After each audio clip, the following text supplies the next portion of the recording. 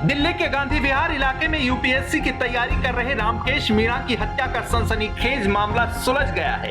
उत्तरी दिल्ली के डीसीपी राजा बंटिया ने बताया कि इस हत्याकांड के मामले में रामकेश के लिव इन पार्टनर गर्लफ्रेंड जो एक फॉरेंसिक की स्टूडेंट है और उसके 2 साथियों को गिरफ्तार किया गया है। गिरफ्तार किए गए आरोपियों की पहचान अमृता चौहान, सुमित कश्यप और संदीप कुमार के रूप में हुई है, जो सभी मुरादाबाद यूपी के रहने वाले हैं। अमृता चौहान का आरोप है कि मृतक रामकेश ने उसकी अश्लील फोटो और वीडियो खींची थी और उसे लैपटॉप में रखा हुआ था। जब अमृता ने फोटो और वीडियो डिलीट करने को कहा तो रामकेश ने मना कर दिया, जिसके बाद हत्या की साजिश रची गई। अमृता ने बताया कि हत्या को हादसा दिखाने के लिए उसने कई क्राइम सीरीज देखी थी, जिससे उसे कई आइडियाज मिले। पुलिस के मुताबिक उन्हें 6 अक्टूबर को गांधी विहार की 4थी मंजिल पर आग लगने की सूचना मिली। शुरुआत में यही पता चला था कि एसी ब्लास्ट हुआ है। आग बुझाने के बाद पुलिस को रामकेश मीणा का झुलसा हुआ शव पड़ा मिला, लेकिन जब मामले की गहनता से जांच की गई तो सीसीटीवी फुटेज भी खंगाले गए। इसके बाद जो सामने आया वो चौंकाने वाला था। सीसीटीवी फुटेज में नकाबपोश 2 लोग घर से आते और जाते दिखाई दिए। इसके बाद पुलिस का शक और ज्यादा गहराता गया। इससे भी ज्यादा महत्वपूर्ण ये कि नकाबपोशों के बाहर निकलते ही घर में ब्लास्ट हो गया था। संदेह की इस लकीर का पीछा करते हुए पुलिस ने छानबीन शुरू की तो पता चला कि मृतक रामकेश मीणा एक लड़की के साथ लिव इन में रहता था और सीसीटीवी में दिख रहे लोगों की पहचान की गई तो अमृता की मोबाइल लोकेशन मौके के आसपास मिली। पूछताछ में अमृता ने स्वीकार किया कि उसने अपने पूर्व प्रेमी सुमित और सुमित के दोस्त संदीप के साथ मिलकर हत्याकांड को अंजाम दिया था। बता दें कि अमृता का पूर्व प्रेमी Sumit Kashyap LPG cylinder distributor है।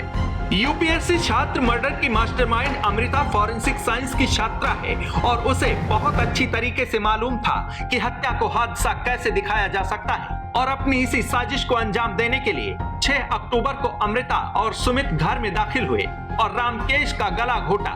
इसके बाद उसकी बॉडी पर घी, तेल, शराब और घर में जितना ज्वलनशील पदार्थ था वो डाल दिया। उसके बाद उन्होंने बॉडी के पास गैस सिलेंडर का पाइप रखा और सिलेंडर को ऑन कर दिया।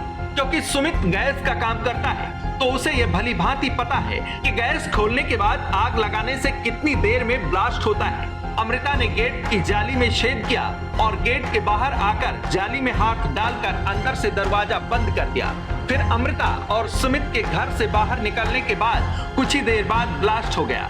हालांकि अमृता ने इस हत्याकांड को हादसा दिखाने की पूरी कोशिश की, लेकिन पुलिस ने सीसीटीवी फुटेज की मदद से मामले का पर्दाफाश कर दिया। इसके अलावा पुलिस ने हार्ड डिस्क, ट्रॉली बैग, मृतक की शर्ट और 2 मोबाइल फोन भी बरामद किए हैं। इश्क का ये ऐसा खूनी अंजाम रहा जिसमें रामकेश के साथ साथ उसके सपने भी जल गए, परिवार की उम्मीदें जल गईं और जल गया रामकेश के सपनों का वो आशियाना जो उसने हर सांस में अमृता के साथ अपनी कल्पनाओं में संजोया था।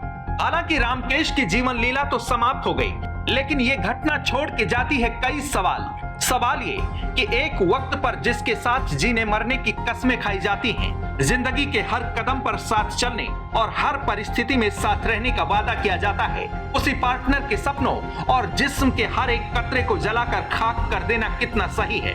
मेरठ, शिलोंग, औरैया जैसे तमाम हादसों से उपजता है एक कॉमन सवाल कि 7 फेरों और 7 वचनों के सहारे 7 जन्मों तक के साथ का सपना सजाने वाले युगल जिंदगी की इस पथरीली राहों पर 7 कदम भी क्यों साथ नहीं चल पा रहे हैं। फिलहाल पार्टनर्स को इस तरह मौत के घाट उतार देने का सिलसिला कहां और कब जाकर थमता है, ये तो आने वाला वक्त ही बताएगा। डेस्क रिपोर्ट, आज की खबर।